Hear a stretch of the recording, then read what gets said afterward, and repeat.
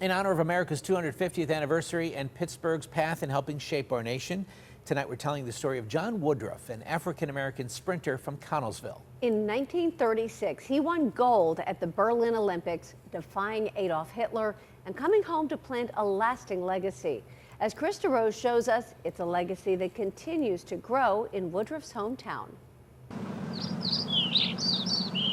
Author Neville Fay once wrote, "Trees have a tendency toward immortality."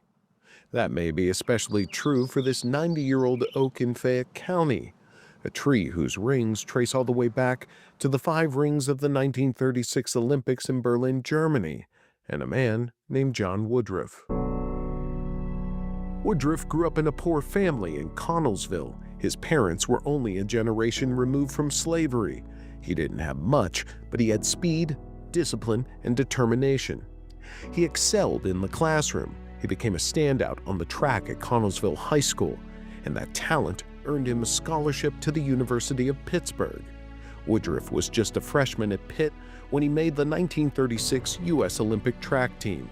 Ann Mataros, the chief historian and the director of the Western Pennsylvania Sports Museum at the Heinz History Center, says that Woodruff was just one of 18 African-American athletes who traveled to Berlin that year to represent a country that in many ways still treated them as second-class citizens. Just like with his University of Pittsburgh team, when you travel as an Olympic athlete, the black athletes cannot stay with the white athletes. They gather them together in New York. They don't stay in the same hotels as the white athletes. They're kind of sequestered and housed. There are 18 African Americans who compete for the U.S. in 1936. So they go on the boat together. They're a team together, but it really is these 18 athletes that provide kind of a bond and a community for each other and support each other throughout the games. And then they're going to Adolf Hitler's Germany. The 1936 games were the first ever to be televised. Adolf Hitler intended them to be a global showcase for German superiority, a celebration of his so-called master race. But athletes like Jesse Owens and John Woodruff would dismantle that theory in front of 110,000 people inside Berlin's Olympic Stadium and millions more watching around the world.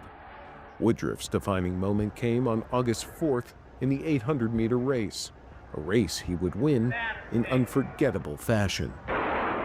The Canadian Edwards sets out, takes the lead, and Woodruff is hemmed in, and he can't, there's nowhere he can move. So he essentially stops dead, lets everyone pass him, moves to the outside lane, and then starts running again. And then he's got to maneuver again and win the race. Woodruff surged across the finish line in 1 minute, 52.9 seconds.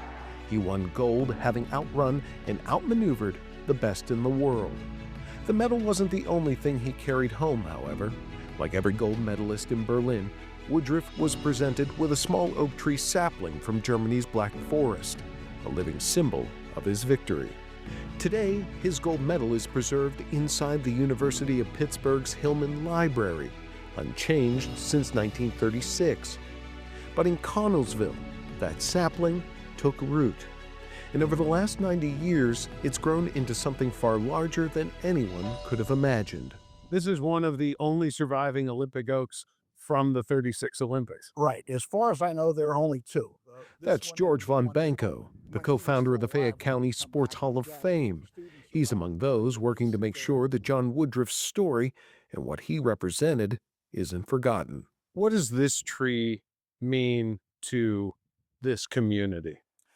It means a great deal. I've actually seen students gathered near the tree and hear the Woodruff story. And he would talk to them about life, about the way to get ahead, about his story, which in itself is a great story of overcoming things. And that's what that tree means to a lot of people.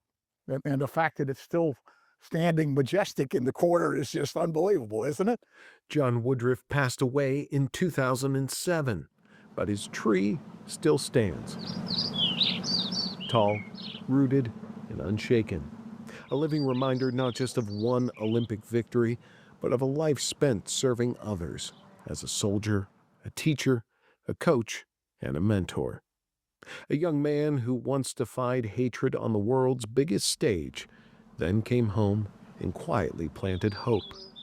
And if it's true that trees have a tendency towards immortality, then this Olympic oak just might prove it. Reporting in Connellsville, Fayette County, Chris DeRose, KDKA-TV News. Oh, that is such a great story. Our America 250 Pittsburgh's Past series continues every Friday from now till the 4th of July. And we hope you enjoy the ride with us as we celebrate America's 250th anniversary. Yeah, a great story indeed.